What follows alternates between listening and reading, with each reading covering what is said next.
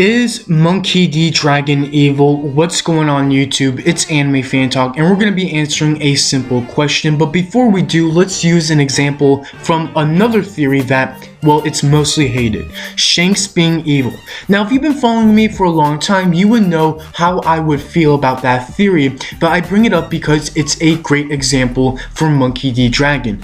Even though we don't know anything about Shanks, the theory that Shanks is evil was based off of a few assumptions and some speculation. So, knowing nothing about Shanks, the theory was in essence an imagination thought. Now, if by any chance the creator of that theory is watching this video, by any chance, please keep in mind that, I'm not a One Piece theory reviewer, I just really dislike Shanks being evil. I strongly disagree with it, but it's a perfect example for Monkey D. Dragon for this little discussion video. So, but with that being said, what about Monkey D. Dragon? Now, if you want my answer, no. I believe Monkey D. Dragon is not evil. However, there are several assumptions that maybe Dragon was evil. But again, if you want my answer, I don't think Dragon is evil. Now, one last thing before we go over these several assumptions, I need to make this clear. The definition of evil when it comes to Monkey D. Dragon, because in essence,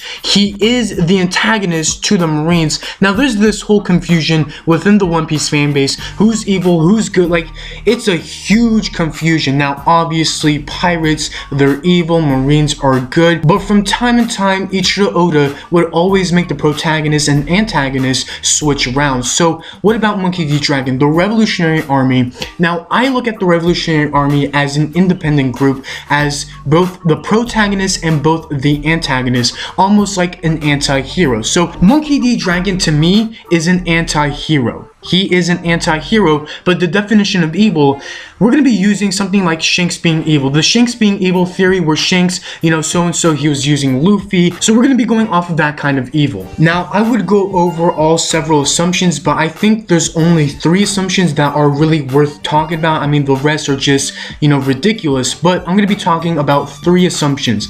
Assumption number 1 is back in Dressrosa, where Sabo told Fujitora that he will be there for his brother. He won't make the same mistake with Ace. He forgot about Ace. Now, this assumption is going off of the fact that he talked about Luffy being a pirate and, he's going to be there for him. So what that really means is that even though Luffy's a pirate, Sabo will protect him because he's his brother. Now, I mean, this is, just a simple dialogue, but it brings up the question, what are the connections to the pirates and the Revolutionary Army? And with Dressrosa, I mean, Doflamingo's a pirate, so we can clearly see that the Revolutionary Army do not work with pirates despite being evil themselves. Now, not really evil, but they are an antagonist. They are an enemy to the world government. So there's a lot of confusion with the whole pirates and Revolutionary Army. Why don't they work together? And well, that's a question that will be answered in the future. But at this very point, we can clearly tell that the Revolutionary Army and pirates, I mean, Yonkos or just normal pirates, evil pirates, whatever, they do not work together. Assumption number 2, Monkey D. Dragon destroying kingdoms, countries, and islands. Now, this assumption comes straight out of Post Water 7 or Post and Islabi, excuse me,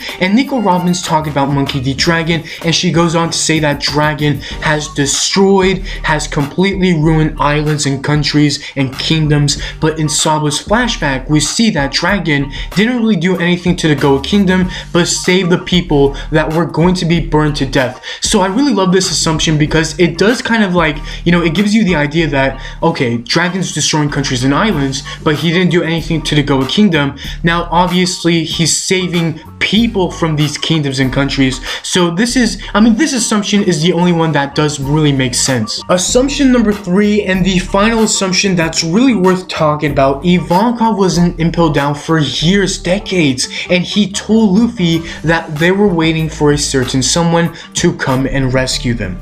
Now, I've done a separate theory on this. I believe Ivankov was on a secret mission, but the simple fact that Ivankov, for decades, for years, he was in Impel Down, waiting for Monkey D. Dragon, why hasn't Monkey D. Dragon saved him?